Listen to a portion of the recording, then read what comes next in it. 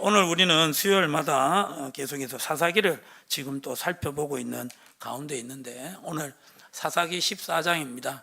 사사기 14장은 사사기 13장과 연결되기 때문에 오늘 사사기 14장은 여러분들 이스라엘의 사사 중에 어떤 사사를 소개하고 있습니까? 그렇죠. 삼손이라는 사사를 소개하고 있죠. 삼손의 뜻이 여러분들 무엇이죠? 태양이라는 뜻입니다. 태양. 자, 여러분들, 이 삼손이 지난주에 이제 출생의 비밀을 가지고 태어나게 되었습니다. 자, 삼손의 여러분들 사사로 쓰임 받았는데, 삼손이 여러분들 어떤 사사로 쓰임 받는 부분에 있어서 어떤 존재로 하나님의 부르심을 받았을까요? 나시린으로 부르심을 받았다라는 것이죠. 그래서 나시린의 규례가 사사기 13장 4절과 5절을 통해서 나오는데, 제일 첫 번째, 무엇을 하지 마라? 포도주와 독주를 마시지 말라. 그리고 두 번째는요, 부정한 것을 먹지 말라. 세 번째는요, 머리에 삭도를 대지 말라. 그렇게 나와 있어요. 그런데 이것은 약간 축약이 된 것이고요, 이 나시린 규제가 나오는 이 민수기 6장에 가보면은 좀 더 구체적으로 좀 더 많이 나와 있어요. 물론 포도주와 독주를 마시지 마라, 그리고 또 부정한 것을 먹지 마라. 거기에는 또 먹지 마라 한 것뿐만 아니라 부정한 것을 가까이 하지도 말라. 그래서 그 부정한 것에 그 구체적인 것이 또 무엇으로 소개되어 있냐면은 시체가 소개되어 있어요. 사람의 시체를 가까이 하지 마라. 그래서 심지어 부모님이 돌아가셨다면 마땅히 자녀로서 부모님의 그 장례식에 참석해야 되는데, 그 장례식조차도 참석하지 마라. 굉장히 어떻게 보면은 이 나시린의 규례가 엄격하다는 것을 그렇게 알 수 있습니다. 그래서 여러분들 이 13장에 가면은 이 삼손의 아버지의 이름 등장해요. 삼손의 아버지 이름은 뭐죠? 마노아예요. 근데 엄마 이름은 등장해요, 안 해요? 등장 안 해요.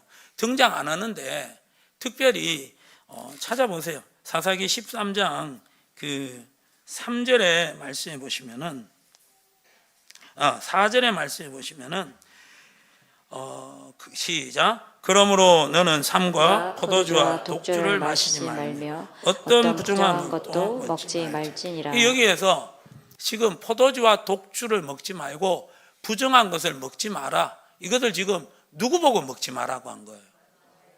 마노아의 아내에게 먹지 마라고 한 거예요. 왜 먹지 마라고 했을까? 엄마가 먹으면 누가 먹으니까? 마노아가. 그럼 왜 엄마가 먹으면 그 안에 있는 누가 먹는 거예요? 아이가 먹는 거예요. 삼손이 먹는 거예요. 그 말은 바로 무슨 말이냐면은 뱃속에 있을 때부터, 그렇죠, 나신이라는 거예요. 그만큼 이 나시린의 규례는 굉장히 엄격했다라는 거예요. 그만큼 하나님께서 이 나시린에게는 정말 어떻게 보면은 굉장히 높은 수준의 여러분들 거룩을 요구했다라는 거예요. 네, 나시린은. 왜요? 하나님께서 들어 사용하기를 원하셨기 때문인 거예요. 이 나시린이 이런 사람인 거예요.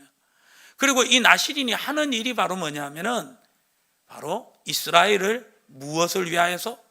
구원을 위하여서, 하나님의 사명을 위하여서, 그리고 많은 영혼들의 구원을 위하여서 하나님께서 나시린을 선택하셨고 삼손을 선택하셨다라는 것이죠.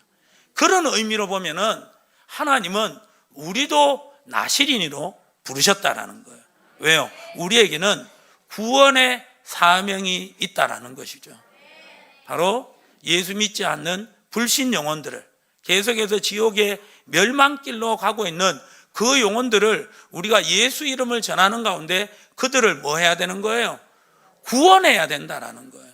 그런 측면으로 하나님께서 삼손을 들어 이스라엘의 구원을 위하여서 사용하셨던 것처럼 우리를 들어서 하나님께서는 이 시대에 수많은 죽어있는 영혼들을 구원하기를 원하신다라는 거예요. 그런 의미로 여러분들 우리의 삶에도 정말 이 나실인에게 주어졌던 그 규례를 우리에게도 여러분들 동일하게 적용시키는 삶이 분명히 있어야 된다는 거예요. 그래서 하나님께서 여러분들 레위기 19장 2절에 이스라엘을 향하여서 뭐라고 합니까? 내가 거룩하니 너희도 거룩해야 된다는 거예요. 거기에 거룩의 수준이 나와 있는 게 아니에요. 하나님의 거룩의 수준하고 우리의 거룩의 수준이 달랐다면 나는 이만큼 거룩하니까 너희들은 저만큼 거룩해라. 나름대로 어떻게 보면은 그 범위를 정해줬을 거예요. 그런데 하나님은 그렇게 말씀하셨지 않았어요. 내가 거룩하니 너희도 거룩해라. 여러분들 이 말씀을 아멘으로 받으시고 여러분들 이 나신인에게 주신 규례를 우리의 삶에도 여러분들 적용하실 수 있기를 예수님의 이름으로 축복합니다. 이런 삶은 못 산다, 안 된다라고 생각하면은 그건 여러분들 어둠에 사로잡혀 있는 거예요. 하나님께서 여러분들 못하실 것을 우리에게 말씀하시지 않는다라는 거예요. 우리가 할 수 있으니까 말씀하시는 거예요. 할 수 있고요. 할 수 있도록 하나님께서 분명히 조치해 주셨습니다. 어떤 조치를 베풀어 주셨습니까? 하나님을 우리 속에 보내주셨습니다. 우리에 가까이 보내주시는 것이 아니라 우리 속에 보내주셨다니까요. 그래서 우리가 어디를 가든지 우리는 누구와 동행하고 있는 거예요? 하나님과 동행하고 있는 거예요. 하나님이 성령님으로 영적인 존재로 우리와 함께하고 계십니다. 그렇기 때문에 우리는 성령님의 그 도우심으로 말미암아 성령님의 역사하심으로 말미암아 이 나실인과의 삶과 같은 거룩의 삶을 살아갈 수 있습니다. 믿음으로 선포하시고 그 성령님의 도움을 받아서 이 여러분들 나실인의 이 모습으로 살아가셔서 정말 구별되어 하나님께서 쓰시는 이 시대의 나실인으로 쓰임받을 수 있기를 예수님의 이름으로 축복합니다. 아멘.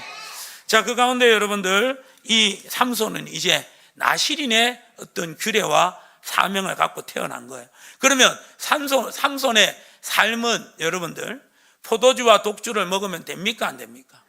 부정한 것을 여러분들 가까이 하면 됩니까? 안 됩니까? 먹어서도 됩니까? 안 됩니까? 머리에 삭도를 대면 안 되죠. 시체를 가까이 하면 안 되죠. 그런데 오늘 삼손은 이 나신인의 규례대로 살아가고 있을까요? 본문을 통해서 한번 살펴봅시다. 2절에 1절에 보면은 삼손이 어디로 내려갔다고요? 김나로 내려가서 거기 블레셋 사람의 딸들 중에서 한 여자를 봤다라는 거예요. 여러분들 여기서 지금 나실인의 규례를 지키고 있는 거예요? 안 지키고 있는 거예요? 무엇을 보고 안 지키고 있다고 말하는 거예요? 여자? 여자 왜 문제 있어요? 어디? 블레셋 여자라는 거예요. 이게 부정한 사람이라는 거예요. 이방인이라는 것이죠. 접촉하면 안 되는 거예요. 되도록 불신 결혼은 하면 안 되는 거예요, 여러분들. 영향을 받을 수가 있다라는 것이죠. 자, 나중에 한번 그건 정리하도록 하고, 여러분들 일단 블레셋 사람을 딸들 중에서 여자를 봤다. 이것부터가 벌써 지금 뭔가 이상하다라는 거예요. 그리고 여러분들 또 5절부터 10절의 말씀까지를 보면은 여러분들 또 나신일로 하면 안 되는 게 나와 있어요. 여러분들 뭘까요? 그죠?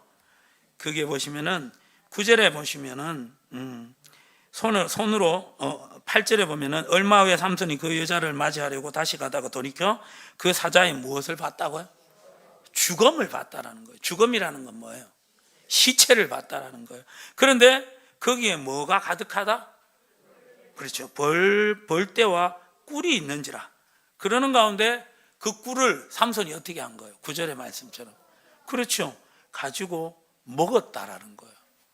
나신이 넣어서 하면 돼요, 안 돼요? 무엇을 지금 잘못한 거예요? 부정한 것을 가까이 했다라는 거예요. 만졌다라는 거예요. 심지어 그 부정한 것을 부정한 시체였기 때문에 부정한 것을 먹으면 된다 안 된다? 안 되는데 그걸 먹었다라는 거예요. 그러니까 지금 이 14장뿐만 아니라 16장에 이제 16장에 보면은 이제 삼손의 어떤 이야기가 끝이 나는데, 그때까지 계속해서 삼손은 나실인의 규례를 1도 안 지켰다라는 거예요.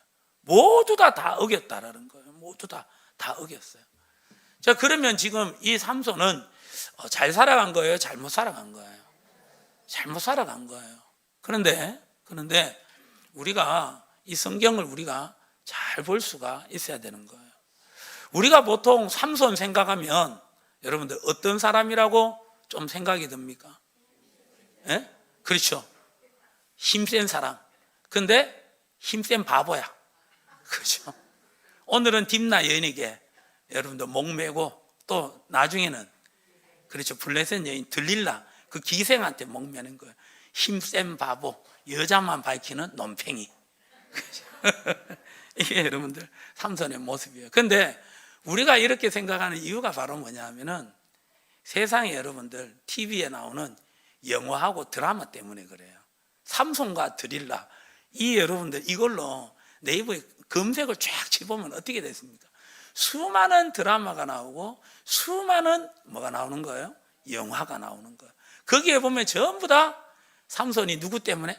여자 때문에 정신이 팔려가지고 머리 잘리고 나중에는 눈 뽑히고, 그죠? 노예처럼 지질 끌다가 마지막에 또 무식한 힘 한번 발휘해가지고 여러분들 수천 명의 사람을 죽였다. 그걸로 끝이에요. 그러니까 예수님을 안 믿는, 교회 안 다니는 분들도 삼손을 알까요, 모를까요? 알아요, 여러분들. 그래서 그 드라마와 영화로 삼손을 아는 것이 힘센 바보, 여자에게 목매는 그런 어떤 몹쓸 그런 사람, 마지막에 뭔가 극적으로 뭔가 좀 이렇게 큰 거 한 번 했다, 뭐 이런 식으로 알려져 있죠. 근데 이게 잘못된 선입관이라는 거예요. 우리도 이런 선입견을 가지고 이 삼손을 보면 안 되고 정확하게 볼 수가 있어야 되는 거예요. 자, 우리가 읽진 않았지만은 사사기 13장 25절 거기 한번 보세요. 자, 다 같이 한번 읽어볼까요? 시작. 소라와 에스다올 사이 마하데단에서 여호와의 영이 그를 움직이기 시작하셨다. 여호와의 영이 누구를 움직였다고요? 삼손을 움직였다라는 거예요. 자, 4절 14장 4절 다 같이 읽어봅니다. 시작. 그때 블레셋 사람이 이스라엘을 다스린 까닭에 삼손이 틈을 타서 블레셋 사람을 치려함이었으나 그의 부모는 이 일이 여호와께로부터 나온 것인 줄은 알지 못하였더라. 자, 여러분들 또 6절 한번 읽어봅시다. 시작. 여호와의 영이 삼손에게 강하게 임하니 그가 손에 아무것도 없이 그 사자를 염소 새끼를 찢는 것 같이 찢었으나 그는 자기가 행한 일을 부모에게 알리지 아니하였더라. 아멘. 이게 바로 뭐냐면은 여호와의 영이 누구에게 임했다라는 거예요? 삼손에게 임했다라는 거예요. 삼손에게 임했어요. 아니, 이렇게 나실인의 규례를 하나도 1도 안 지키는 삼손에게 어떻게 이렇게 하나님이 하시는가? 지금 하나님께서 삼손을 틀어 사용하고 있는 중이라는 거예요. 그리고 여러분들 19절에 한번 말씀해 보십시오. 우리가 읽진 않았지만은 14장 19절에 말씀해 보십시오. 시작. 여호와의 영이 삼손에게 갑자기 임하시매 삼손이 이스글론에 내려가서 그곳 사람 30명을 쳐 죽이고 노력하여 수수께끼 푼 자들에게 옷을 주고 심히 노하여 그의 아버지의 집으로 올라갔고. 자, 여기에서 여호와의 영이 또 임했죠. 그 가운데 누구를 죽였어요? 삼손이 아스글론에 내려가서 그곳 사람 몇 명? 30명. 근데 아스글론이 어떤 땅, 어느 나라에 속한 땅일까요, 여러분들? 블레셋에 속한 땅이라는 거예요. 결국 블레셋인을 몇 명을 죽였다고요? 지금 하나님께서 삼손을 왜 나신인으로 사사로 선택하셨다고요? 누구를 구원하기 위해서? 누구로부터? 블레셋의 40년 압제로부터 바로 이스라엘을 구원하기 위하여서 하나님께서 삼손을 선택하셨고 나실인의 규례를 주셨다니까요. 자, 이런 거 보면 지금 삼손은 이 나실인으로서 잘 쓰임 받고 있는 거예요, 못 쓰임 받고 있는 거예요? 쓰임 받고 있는 거예요. 어떻게든 누구를 죽였기 때문에. 그렇죠, 여러분들. 블레셋을 죽였기 때문에. 나중에 가면은 삼손이 블레셋으로부터 이스라엘을 구원한 사사였다. 그래도 20년 동안 이스라엘이 평안했다. 그런 말씀까지 성경에 있다라는 것이죠. 그래서 우리는 이 삼손에 대해서 오해를 하면 안 되는 거예요. 삼손은 나실인의 규례를 제대로 지켜가지 못했지만은 결론은 어떤 사람으로 쓰임을 받은 거예요? 나실인으로 쓰임을 받은 거예요. 나실인으로 쓰임을 받은 거예요. 그런데 누가 그렇게 쓰셨을까요, 여러분들? 그렇죠. 하나님께서 그렇게 쓰셨다라는 거예요. 그것을 입증하고 보여주는 것이 바로 뭐냐 하면은 5절의 말씀에서부터 9절의 말씀까지 여러분들 지금 이 삼손이 누구를 무엇을 여러분들 죽이게 됩니까? 그렇죠. 사자를 죽이게 되는 거예요. 사자를 죽이게 돼요. 자, 그 가운데 여러분들 사자를 죽이고 난 다음에 그 사자가 나중에 돼서 그 삼손이 죽인 사자를 보게 되는데 그 죽은 사자 위에 무엇이 여러분들 가득했다고요? 무엇이 왔다고요? 벌떼들이 있었고 그로 말미암아 뭐가 있었다? 꿀이 있었다라는 거예요. 꿀. 이 꿀이 상징하는 게 뭐냐 하면은 여러분들 하나님께서 이스라엘 백성들을 가나안 땅으로 인도에 들어가게 될 때 그 가나안 땅에 무엇과 무엇이 있는 땅이었더라? 그렇죠. 젖과 꿀이 있는 땅이라고 되어 있었어요. 거기에서 젖이라는 것은 뭐냐 하면은 말 그대로 생명을 상징하는 거예요. 곡식을 먹을 걸 상징하는 거예요. 한마디로 부요함을 상징하는 거예요. 쉽게 말해서 가나안 땅은 가난한 사람이 없고 만족한 땅이다. 먹고 살만한 땅이다. 가난한 사람이 없는 땅, 배고픔을 해결할 수 있는 그런 땅, 그런 땅이 바로 어떠다? 가나안 땅이다. 그럼 꿀은 여러분들 맛이 어떤 거예요? 달달하는 거예요. 억울한 일이 없게 만드는 그런 의미가 있다는 거예요. 꿀이 풍성하다는 것은 억울한 일이 없고 정의가 살아있다는 거예요. 하나님의 공의가 있다, 이런 뜻이라는 거예요. 젖은 어떤 것이냐? 하나님이 생명을 공급하시는 그런 땅이다. 사람에게 있어서 여러분들 생명이 있습니다. 사람에게 있어서 여러분들 살만 납니다. 그러면 사람으로서 여러분들 바로 서 있을 수 있는 거 아닙니까? 바로 젖과 꿀이 흐르는 땅이라는 것은 하나님이 생명을 주시는 땅이고 하나님의 공의가 선포되는 땅. 그래서 억울함이 없는 땅. 그 땅이 무슨 땅? 가나안 땅이라는 것. 오늘 이 삼손이 그 시체 가운데서 무엇을 얻게 됩니까, 여러분들? 꿀을 얻게 되는 거예요. 젖은 없어요. 무엇을 얻게 되는 거예요? 꿀을 얻게 되는 거예요. 꿀이라는 것은 무엇을 상징한다고요? 하나님의 공의. 억울한 일을 없게 만들어라. 정의를 살아있게 만들어라. 그러면 여러분들 이 정의를 살아있지 못하게 만드는 적들이 그 당시에 있었다라는 거예요. 그 적들이 누구였을까요? 그렇죠. 블레셋이었다라는 거예요. 블레셋. 그래서 지금 하나님께서는 이 삼손을 통하여서 이 압제를 당하고 있는 이 이스라엘의 여러분들 하나님의 공의, 불의가 없어지고 그러는 가운데 이 이스라엘 백성들이 그 하나님의 공의 안에서 더욱더 만족한 삶을 살아가는, 여러분들 기뻐하는 삶을, 하나님의 공의가 임하는 그런 삶을 살아가기 위해서 하나님이 누구를 선택하셨다고요? 삼손을 선택하셨다라는 것이 하나님이 불렀다라는 거예요. 그런데 그런 삶을, 그런 사명을 가지고 살아가야 된 나신인으로 태어난 삼손이었지만 실상은 그런 삶을 살아가는 거예요? 못 살아가는 거예요? 못 살아가고 있다라는 거예요. 그렇다고 여러분들, 그렇다고 여기에서 하나님이 이 삼손을 버리십니까? 버리지 않는다라는 거예요. 버리지 않는다라는 거예요. 나중에 정신을 깨어서 하나님 앞에 기도하는 가운데 이 삼손이 마지막에 크게 한번 하나님 앞에 쓰임받는 그런 시간이 온다라는 거예요. 여러분들, 하나님이 우리를 부르신 줄 믿습니다. 하나님의 그 부르심에는 후회가 있을까요? 없을까요? 없다라는 거예요. 없어요, 여러분들. 그래서 로마서 11장 25절의 말씀에 보시면은 우리 다 같이 한번 읽어보도록 합니다. 시작. 하나님의 은사와 부르심에는 후회하심이 없느니라. 아멘. 아멘. 하나님의 은사와 부르심에는 후회하심이 있다 없다? 이 말은 바로 뭐냐면은 하나님께서 우리를 보시고 너 쓸만하겠다, 너 괜찮겠다, 그래서 하나님께서 그때 들어 사용하시는 거, 갑자기 들어 사용하시는 거 아니라는 거예요. 하나님께서 부르긴 불렀어요. 불렀는데 계속해서 삶을 보니까 넌 안 되겠어, 그러면서 하나님께서 버려버리시는 분이십니까? 그게 아니에요, 여러분들.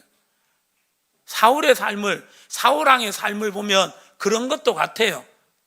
하나님께서 선택해서 불렀어요. 그런데 사울왕이 하나님의 말씀에 불순종하는 거예요. 죄를 짓는 거예요. 그 가운데 하나님께서 이 사울을 버리신 것 같아요. 그런데 실상은 말은 그렇게 하셨지만 하나님은 사울을 버리셨어요? 안 버리셨어요? 안 버리셨어요. 그 증거가 뭐예요? 하나님께서 사울왕을 버리셨는데 실상은 안 버렸다. 그 증거가 뭐예요? 살아있잖아요. 생명이 있잖아요. 그건 바로 뭐예요? 돌아오라는 말씀이에요. 여러분들, 이 나이 드신 그 할머니들이 아이고 이제 내가 살 만큼 살았으니까 나는 이제 죽어야 되겠다 그러면은 정말 그게 맞아요? 아니잖아요, 여러분들. 아니잖아요, 여러분들. 야, 이거 내가 정말 미치고 파는 거다. 맞아요, 틀려요. 여러분들, 본심을 알아야 되는 거예요. 오늘 새벽에도 여러분들 이 신명기 28장을 살펴보고 있잖아요. 신명기 28장은 별명이 무슨 장일까요, 여러분들? 축복장이잖아요. 복장이잖아요. 그래서 복이 엄청나게 많잖아요. 네가 들어가도 복을 받고 나와도 복을 받고, 네가 머리가 될 것이고 무엇인 되지 아니하리라. 네가 밑에 있지 않고 어디에 있게 되리라? 위에 있게 되리라. 여러분들, 그런 어떤 복이 있는데 실상 이 신명기가 28장이 68절까지 있는데 복은 여러분들 몇 절까지만 딱 나와 있을까요? 14절까지만 딱 나와 있어요. 나머지 그러면은 52절은 전부 다 뭘까요? 하나님의 저주가 나와 있는 거예요. 왜 이렇게 저주를 많이, 여러분들, 축복보다도 하나님께서 저주를 많이 말씀하시는 이유가 무엇입니까? 돌아오라는 거예요. 그만큼 죄가 무섭다라는 거예요. 여러분, 오늘 새벽에도 살펴봤지만 여러분들, 하나님이 저주를 베풀어 버리면은 몸에 뭐가 생기는 거예요? 병이 생기는 거예요. 심지어 사람이 정신적으로 어떻게 돼 버릴까요? 미쳐버리는 그런 일들도 벌어지는 거예요. 하는 일마다 다 실패가 되고 잘 되는 것 같지만 결국 나중에 가서는 어떻게 됩니까? 한 방에 무너지게 하는 거예요, 여러분들. 이게 바로 저주받은 여러분들 인생이라는 거예요. 그렇게 저주받은 인생을 그렇게 많이 기록하신 이유가 바로 무엇이냐? 심각하다라는 것을 깨달아야 된다는 거예요. 하나님의 말씀에 불순종해서 죄를 저질러서 하나님의 저주를 받는 것이 얼마나 무섭고 심각한 것을 좀 깨닫고 이제는 어떻게 하라? 돌아오라. 회개하고 돌아오라. 아멘. 사울 왕에게도 하나님께서 나단 선지자를 통하여서 내가 너를 버렸다라고 하지만 버렸으면 그 길로 끝이어야 되는데 아직 생명이 붙어 있잖아요. 그건 바로 뭐예요? 기회를 주신다라는 거예요. 누구에게 기회를 주시는 것처럼. 그렇죠. 지금 우리에게 기회를 주시는 것처럼. 우리가 주님 앞에 여러분들 지금 나아가는 부분에 있어서 그렇게 여러분들 자신만만한 사람이 도대체 누가 있습니까, 여러분들? 사도 바울 자체도 은혜로 시작했다가 어떻게 육체로 마칠 수 있느냐, 그러면서 여러분들 책망을 하고 있잖아요. 이유가 바로 뭐냐면은 자기도 그렇다라는 거예요. 다메섹 도상에서 부활하신 예수님을 만나서 이 사명의 길을 가고 있지만 자기도 순간순간마다 육체로 가는 그런 자기 자신을 본다라는 거예요. 끊임없이 스멀스멀 내가 했다라는 자랑하고 싶은 마음들이 스물스물 올라올 때가 사도 바울도 있었다라는 거예요, 여러분들. 그게 바로 사도 바울의 실체였고 그게 우리들의 실체라는 거예요. 그래서 은혜의 보좌 앞에 나아가게 될 때 긍휼하심을 받아야 돼요. 어떤 긍휼하심을 받아야 되는 거예요? 정말 우리 자신이 얼마나 죄악 덩어리고 얼마나 여러분들 무능력하고 얼마나 여러분들 교만한지 그걸 깨달아야 된다라는 거예요. 그럴 날이 온다라는 거예요. 언제? 하나님의 보좌 심판대 앞에 우리가 다 서는 그날이 온다라는 거예요. 그날은 여러분들 우리가 벌거벗은 것 같이 된다라는 거예요. 지금은 우리의 신앙의 연수로, 신앙의 직분으로, 나름대로 지금 어떻게 하는 기도 통장의 어떤 모습으로 우리는 지금 우리 스스로를 감출 수가 있다라는 거예요. 다 여러분들 어떻게 보면 덮어놓을 수 있다라는 거예요. 그러나 마지막 때 계산할 때가 되면은 덮어놓을 수가 없다라는 거예요. 말씀이 살아있고 운동력이 있어, 활력이 있어. 계속해서 우리 말씀이 우리를 찌르는 거예요, 지금. 말씀 앞에 비추어 보면은 지금 우리는 여러분들 죄악투성이라는 거예요. 그런 부분에 있어서 우리의 실체를 깨닫고 하나님의 심판대 앞에 섰을 때 벌거벗을 날이 그날이 오게 되는데 그때는 숨김이 없이 우리의 몸뿐만 아니라 우리 마음속에 있는 것들이 다 드러낼 때가 온다라는 거예요, 여러분들. 심판대 앞에서 여러분들 그걸 보지 마시고 지금 살아가는 우리 시대 가운데서 지금 여러분들 하나님께서 우리에게 기회로 주시는 이 시간에서 여러분들 우리의 적나라한 모습을 깨달을 수 있기를 주의 이름으로 축복합니다. 그 가운데 인내하신 구세주여, 내가 비오니 죄인 오라 하실 때 날 부르소서. 그 고백을 하면서 여러분들 주님 앞에 나아갈 수 있는 하나님의 긍휼하심을 받아서 때를 따라 돕는 은혜를 받는 복 있는 우리 모두가 되시기를 예수님의 이름으로 축복합니다. 하나님의 부르시면은 후회가 없으십니다. 하나님께서 여러분들 삼손을 부르셨습니다. 그 가운데 삼손은 비록 나신인의 규례대로 살아가지 못했지만 하나님께서는 이 삼손을 포기하지 않으셨습니다. 시마다 때마다 여호와의 영을 부어 주셨습니다. 성령을 부어 주셨습니다. 우리에게도 여러분들 성령을 부어 주셨습니다. 오늘 예배드리러 나오게 하셨습니다. 하나님의 이 말씀을 듣게 하셨습니다. 아직 기회를 주시는 거예요. 부르시면 후회가 없어요. 하나님의 부르심을 믿고 지금이라도 깨어서 주께로 말씀으로 돌아갈 수 있기를 예수님의 이름으로 축복합니다. 그래서 정말 우리가 하나님이 나를 들어서 지금 사용하고 있다라는 것을 우리 가정의 변화를 위하여서, 우리 가정의 구원을 위하여서, 이 나라 이 민족의 구원을 위하여서, 내 사랑하는 친척들을, 내 사랑하는 이웃들의 구원을 위하여서 하나님께서 지금 나를 사용하고 계십니다. 아직 그렇게 사용하기를 원하시며 말씀을 듣고 돌아올 기회를 오늘 이 시간 주셨습니다. 고백하고 여러분들 주께로 나아갈 수 있기를 예수님의 이름으로 축복하고 마침내 쓰임 받기를 소망합니다.